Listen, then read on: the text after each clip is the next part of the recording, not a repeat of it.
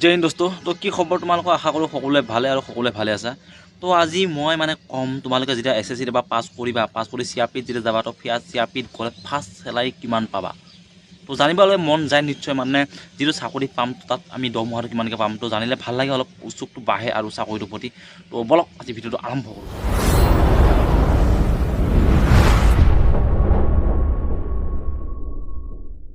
ইয়াতে আৰু এটা প্ৰশ্ন হ'ল নহয়, তো বহুতে মানে এনেকৈ কনফিউজত থাকে। তো আমি চিআৰপিত নাযাব পাৰোঁ, তো BSFত যাব পাৰোঁ, বা ITBPত যাব পাৰোঁ, বা CRSFত যাব পাৰোঁ, বা আছাম ৰাইফলত যাব পাৰোঁ। তো তাত আমি দৰমহা কেনেকৈ পাম?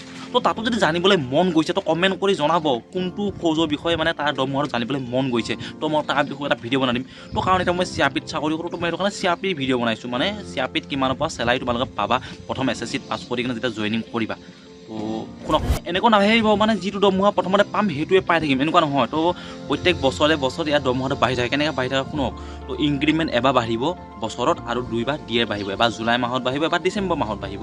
তো ভাবি লওক মানে প্ৰত্যেক বছৰে 2000 টকাকৈ বাঢ়ি যাব, এনেকৈ ভাবি লওক মোটামুটিকৈ। তো এতিয়া শুনক, মানে যেতিয়া মানে তোমালোকে ট্ৰেইনিং কৰিব বুলি কোৱা নাই, যেতিয়া GCত ভৰ্তি হ'বা, প্ৰথম যেতিয়া মাতে না GC লৈকে, তো GC যেতিয়া ভৰ্তি হ'বা তাতো দৰমহা পাবা।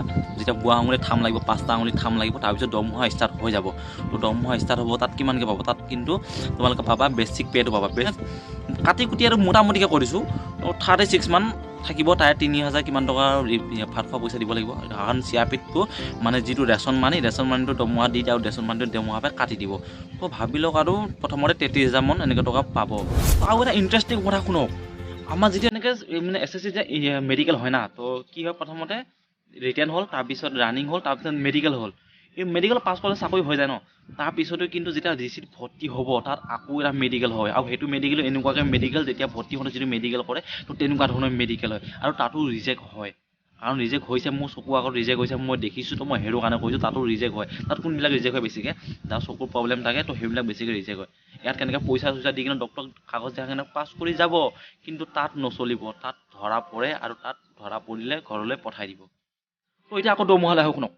যেতিয়া 11 মাহ ট্ৰেইনিং কৰিলে, চিআৰপিতে হওক বা যিকোনো ফৌজতে হওক, ক'ত কিমান, মই চিআৰপিতে বিশেষকৈ পাইছোঁ, আৰু বাকীকেইটা কিমান ট্ৰেইনিং কৰে মই নাজানো, আৰু মই ভালকৈ চালি জাৰি চোৱা নাই। তো যেতিয়া 9 মাহ ট্ৰেইনিং কৰিলে, তাৰপিছত ইউনিটত আহিলে, ইউনিটত অহাৰ লগে লগে দৰমহাটো বাঢ়ি যাব, কাৰণ তাত ৰিক্স এলাউন্স কমাব। মই প্ৰথমতে ক'ত আছিলোঁ, ইয়াৰ আগৰ ইউনিটটো মোৰ আছিলে মণিপুৰ। তো মণিপুৰত যোৱাৰ লগে লগে মই ৰিক্স এলাউন্স কিমান পাইছিলোঁ? 9700 টকা ৰিক্স এলাউন্স পাইছিলোঁ। তো তাতে 9000 আৰু 700 টকা বাঢ়ি গ'ল। বেছিক পে' কিমান আছিলে? 21700, আৰু প্ৰত্যেক বছৰটো বাঢ়িয়ে থাকে। তো এনেকৈ কৰি কিনে ভাবি ল'ব, তো ট্ৰেইনিং কৰাৰ পিছত যদি অলপ মানে কম ডেঞ্জাৰাছ এলেকাত যদি যোৱা, আৰু তো 40,000 মানে 41, 42, 43 এনেকুৱা হাজাৰ মানে আশে পাশে থাকিবা। যদি অসমত থাকা, তো 40,000 অলপ তলত থাকিবা, কাৰণ অসমৰ ৰিক্স এলাউন্সটো কম। অসমত 6,600 নে 700 টকা এনেকুৱা কিবা এটা। আৰু কিন্তু যদিহে ছত্তীশগড় হওক, বা ঝাৰখণ্ড হওক, নহ'লে বা শ্ৰীনগৰ হওক, কাশ্মীৰ এনেকুৱা চাইডৰ জেগাত থাকিলে ৰিক্স এলাউন্সটো বাঢ়ি যাব। তাত কিমান? 17,700 টকা ৰিক্স এলাউন্স। তো তাত যদি যোৱা তোমালোক 50,000 ওপৰত দৰমহাটো থাকিব। তো এতিয়া চাগে গম পালে দৰমহাটো কেনেকৈ বাঢ়িব। আৰু ইয়াত কিছুমান বঢ়া আৰু কিছুমান চান্স থাকে, যদি তোমালোকে যদি HR মানে তোমালোকে যদি এনেকুৱা দেখাব পাৰা টাউনত তোমালোকৰ ঘৰ আছে, গোটেই ফেমিলি টাউনত আছে, তো সেই কাগজ পাতি যদি মানে বনাই কেনে যদি তাত যদি জমা দিব পাৰা, তো তোমালোকৰ দৰমহাটো আৰু অলপ বাঢ়িব। তেতিয়া 17,000 এক্সট্ৰা, এই 17% তোমালোকৰ HR হৈ যাব, মানে তেতিয়া আৰু অলপ দৰমহা বাঢ়িব। আৰু এইবিলাক পিছৰ কথা, আৰু কিন্তু মই বেছিক কথাটো কৈছোঁ, আৰু যেনেকৈ দৰমহাটো তোমালোকৰ কিমানকৈ পাবা ট্ৰেইনিং কৰাৰ পিছত। তো বাকী বেলেগ ফৌজৰ কথা নকওঁ, আৰু কিন্তু চিআৰপিত মই কৈছোঁ বহুত পইচা আছে। তো যোনে মানে এবাৰ মানে চিআৰপিত মানে পাবা, আৰু তো তোমালোকৰ এখন কপাল বুলি কৈছোঁ। কাৰণ আগতে চোৱা, চিআৰপিত 2004 চনৰ আগৰখিনি মানে পেঞ্চন আছিলে, তো এতিয়া আমাৰো পেঞ্চন কৰি দিলে আৰ্মি নিচিনাকৈ। তো সেইটো কাৰণে মানে বহুত পইচা আছে চিআৰপিত।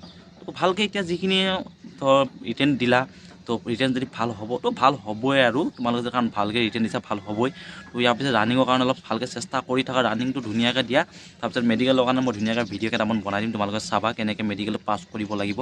তো আশা কৰোঁ তোমালোকক লগ পাম আমাৰ ইউনিটত, কাৰণ আগৰ নিচিনা নহয়। আজিকালি মানে ইউনিটবিলাক এনেকুৱা, প্ৰথমতে কেইটামান চইচ পষ্টিং যেতিয়া দিয়া নিজৰ মতে দি, তো সেইকেইটা চইচ পষ্টিঙৰ মতে দি আহিব। তো লগ পাম চাগে নতুন যোনে ভৰ্তি হ'বা আগলৈকে, কাৰণ মোৰ বহুত এতিয়া আমাৰ বহুত চাকৰি আছে, 2050 চনৰ মানলৈকে চাকৰি আছে। তো লগ পাম এদিন নহয় এদিন তোমালোকৰ, মোৰ ছাবস্ক্ৰাইবাৰ যদি আছা, যদি চিআৰপিত আহা তোমালোকে।